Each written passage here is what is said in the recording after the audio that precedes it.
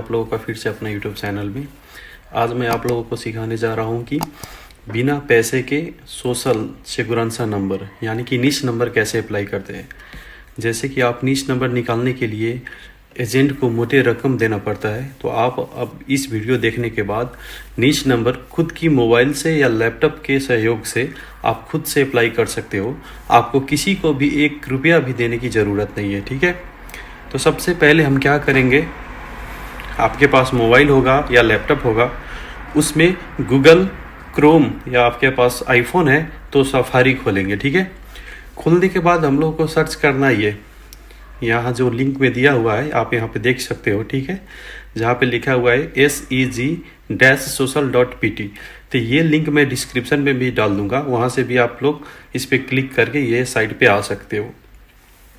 तो आपको करना क्या है, आपको इस लिंक पे क्लिक करनी है, ठीक है। तो जब आप इस लिंक पे क्लिक करोगे तो आपका ऐसा कुछ पेज शो होगा। आप मोबाइल से करो या लैपटॉप से करो, आपको ऐसा कुछ पेज शो होगा, ठीक है।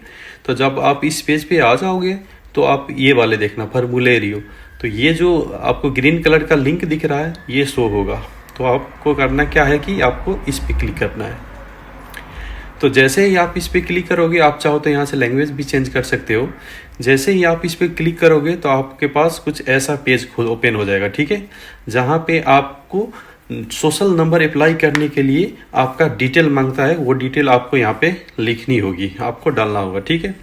जिसमें से यहाँ पे फर्स्ट में आपको डालना है नेम।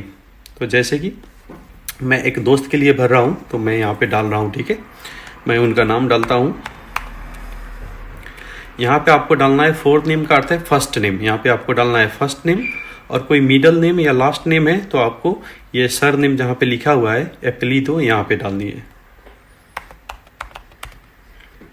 ठीक है। उसके बाद में आपको यहाँ पे fourth name of parent 1 and sir name of parent 1, ये पेरेंट 1 जहाँ पे लिखा हुआ है यहाँ पे आपको आपके फादर का नाम, ठीक है, आपको फादर का नाम यहाँ पे एंट्री करना है, जहाँ पे आप लिख सकते हो।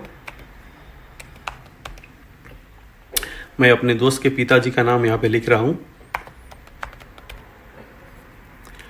उसके बाद में आप थोड़ा नीचे स्क्रॉल डाउन करोगे तो यहाँ पे आएगा पेरेंट 2। जो पेरेंट 2 का जो फर्स्ट नेम है वो यहाँ पे लिखना होगा, और पेरेंट 2 का जो सर नेम है लास्ट नेम है वो यहाँ पे लिखना होगा। तब पेरेंट 2 का अर्थ होता है मदर का, ठीक है। तो आप अपने मदर का नाम लिखोगे यहाँ पे।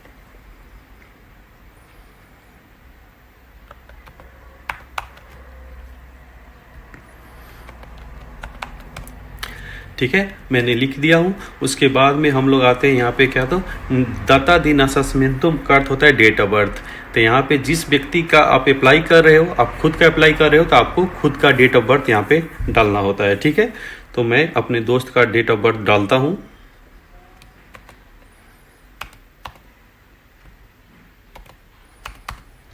उसके बाद में उसका जेंडर सेलेक्ट करना पड़ता है। तो जैसे कि आप मेल हो तो मेल सेलेक्ट कीजिएगा, फीमेल हो तो फीमेल सेलेक्ट कीजिएगा, ठीक है। उसके बाद में मैरिटल स्टेटस, मतलब आप शादीशुदा हो या नहीं, ठीक है।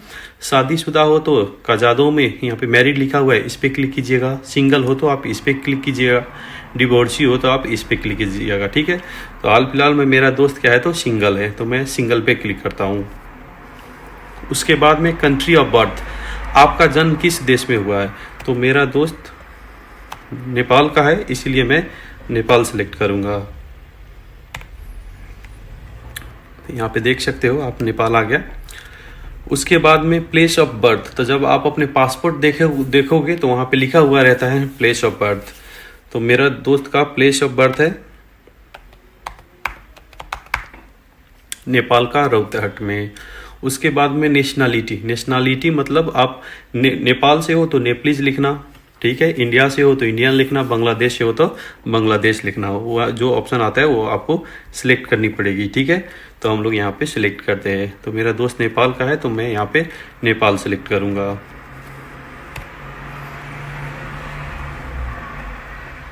यहाँ पे देख सकते हो NP नेपाल लिखा हुआ है। उसके बाद में यहाँ पूछ रहा है टाइप ऑफ सिविल डॉक्यूमेंट, मतलब जिस व्यक्ति का आप सोशल अप्लाई कर रहे हो उसके पास क्या है। जैसे कि रेसिडेंस परमिट है पुर्तगाल का, या उसके पास यहाँ का वीज़ा है, या क्या है।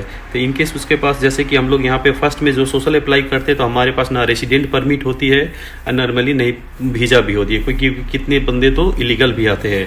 तो नॉर्मली हम लोग पासपोर्ट पे क्लिक करेंगे, ठीक है। तो हम लोग यहाँ पे पासपोर्ट सिलेक्ट करेंगे। उसके बाद में आपको इस पासपोर्ट का जो नंबर होता है वो आपको डालनी है, ठीक है। तो मैं उसका नंबर यहाँ पे डाल देता हूँ। ये मेरे दोस्त का पासपोर्ट हुआ, ये उसका पासपोर्ट का नंबर। अब उसको हमें डालना है एक्सपायरी डेट, ये पासपोर्ट कब एक्सपायर होने वाला है। तो फर्स्ट में आप ईयर लिखोगे, उसके बाद में मंथ, उसके बाद में डे, ठीक है। तो उसका पासपोर्ट एक्सपायरी डेट है 2030।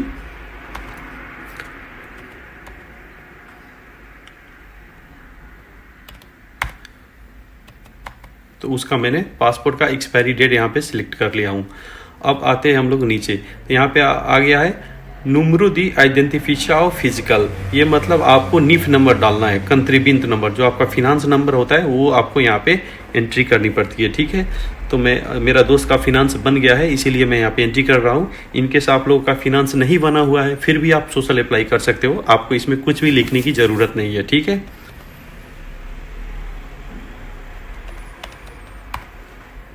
ये मेरा दोस्त का फिनांस नंबर मैंने डाल दिया।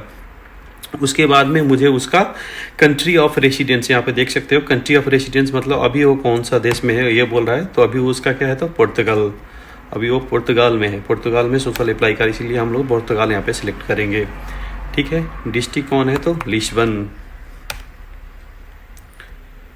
म्यूनसिपल कौन सा है, तो एलेंकेर। उसके बाद में फ्रीक्वेंसिया मतलब कौन सी म्यूनसिपल में पड़ता है, तो वो पड़ता है करगादो में। उसके बाद में ये इन्फॉर्मेशन आपको आपके जुनता से मिल जाएगी, ठीक है। आप जुनता जब बनाए हो तो वहाँ पे ये सारा डिटेल लिखा हुआ रहता है, तो उधर का डिटेल आपको इसमें फिलअप कर देना है, ठीक है, एग्जैक्टली सेम एज जुनता। उसके बाद में आपको आ जाना है स्ट्रीट, यहाँ पे आपको एड्रेस लिखना है। तो यहाँ पे ऑलरेडी एड्रेस मैंने पहले से लिखा हुआ था जो मैंने यहाँ पे सिलेक्ट कर लिया, ठीक है। यहाँ पे आपको स्ट्रीट का नेम लिखना है, ठीक है। उसके बाद में वो सिटी, कौन सी सिटी, लिस्बन में हो तो लिस्बन में कहाँ से हो, मार्टिमुनीज या आप रोशियो कहाँ से हो वो लिख देना, ठीक है। उसके बाद में पोस्टल कोड लिख देना। उसके बाद में यहाँ क्या आता है, टेलीमोबाइल, टेलीमोबाइल का जो पुर्तगाल का जो कोड है वो आपको हम लोग को सिलेक्ट करना पड़ता है, ठीक है। तो हम लोग आएंगे 351 जहाँ पे लिखा होगा वो हम लोग सिलेक्ट करेंगे। जैसे कि पीटी आ गया, ये पुर्तगाल का कोड हो गया। आपको डालनी है आपका फ़ोन नंबर। मैंने उसका फ़ोन नंबर भी इंटर कर दिया। अब हमें यहाँ पे डालना है ईमेल। तो यहाँ पे आपको एकदम ध्यान देना है क्योंकि आपको यहाँ पे वही ईमेल डालनी है जो वैलिड हो, ठीक है, जो वर्क करती हो। क्योंकि आपका जो सोशल के लिए जो ईमेल रिटर्न आएगा, जो सोशल का आपको ईमेल सोशल वाले करेंगे वो इसी ईमेल पे करेंगे, ठीक है। तो यहाँ पे आप एकदम ध्यान से अपना ईमेल डालना।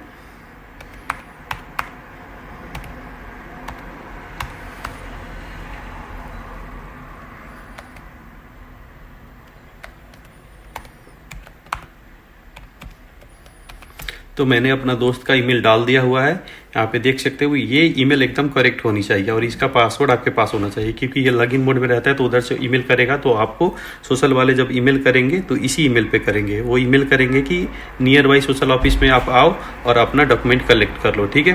ये टेलीफोन नंबर खाली रहेगा क्योंकि हम लोग बस ईमेल डालेंगे, ऊपर हम लोगों ने मोबाइल नंबर डाला हुआ है। अब आप लोगों को करना क्या है कि यहाँ पे चूज फाइल पे जाके आप लोगों को आपका डॉक्यूमेंट सेलेक्ट करना है। जैसे कि आप पासपोर्ट, उसके बाद में आपके पास फिनांस नंबर है तो फिनांस नंबर, इनकेस आप वीज़ा लगा कर आए हो तो वीज़ा का भी पिक्चर अटैच कर देना, और जुनता, ये चार आपको इसमें अटैच करना है, ठीक है। इनके पास फॉर एग्जांपल आपके पास जुनता नहीं है, आपके पास फिनांस नंबर नहीं है, तो आप बस अपना पासपोर्ट का फर्स्ट पेज अटैच कर देना और बस उतना ही अटैच कर देना, ठीक है। तो हम लोग क्या करेंगे, ये चूज फाइल में क्लिक करेंगे। उसके बाद में फॉर एग्जांपल मैं आपको दिखाता हूँ बस यही ऐसे एग्जांपल के लिए।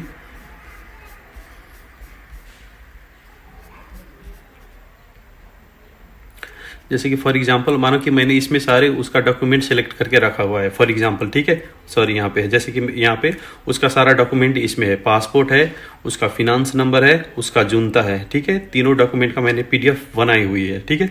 तो मैं यहाँ पे क्या करूँगा, इसको क्लिक करके यहाँ पे सिलेक्ट कर लूँगा, ठीक है। यहाँ पे सिलेक्ट हो गया। सिलेक्ट होने के बाद में क्या आपका कोई पुर्तगाल में लीगल रिप्रेजेंटेटिव है, कोई आपका दोस्त हो, तो उसका टीआरसी आप ले सकते हो। तो आप इस पे क्लिक करोगे। इन केस आप खुद से अप्लाई करना चाहते हो, किसी भी दोस्त के घर पे आप नहीं रह रहे हो, कोई भी आपका जिम्मा नहीं लेने वाला है, तो इसको आप खाली छोड़ देना, कुछ भी नहीं करना है। बस यहाँ पे फाइल सिलेक्ट कर लेना, उसके बाद में नीचे आ जाना। ठीक है, अब हम लोग को क्या करना है, तो आई एम नॉट रोबोट पे क्लिक करनी है। उसके बाद में यहाँ पे इनवीआर लिखा हुआ है, इनवीआर मतलब सेंड। तो जैसे ही हम लोग यहाँ पे सेंड पे क्लिक करेंगे, मतलब यहाँ पे आई एम नॉट रोबोट पे आपको टिक लगा के सेंड पे क्लिक करना है, इनवीआर पे क्लिक करना है। जैसे आप इनवीआर पे क्लिक करोगे, आपके मोबाइल में या लैपटॉप पे अभी जो स्क्रीन पे दिखा रहा है, ऐसा आपको मैसेज आएगा। ऐसा मैसेज आने का अर्थ है आपका सोशल अप्लाई हो चुका है। ठीक है, आपका सोशल अप्लाई हो चुका है और आपको अभी 2 दिन से लेके 1 महीने तक का वेट करना पड़ेगा। उसके बाद में इसी 2 दिन से लेकर 1 महीने के बीच में सोशल वाले आपको ईमेल करेंगे। वो ईमेल करेंगे और उस ईमेल को लेकर आपको सोशल ऑफिस में जाना पड़ता है। नियर बाई किसी भी सोशल ऑफिस में जा सकते हो। वहाँ से जाकर आप अपना सोशल का पेपर, जो नीश का पेपर होता है, वो आप कलेक्ट कर सकते हो।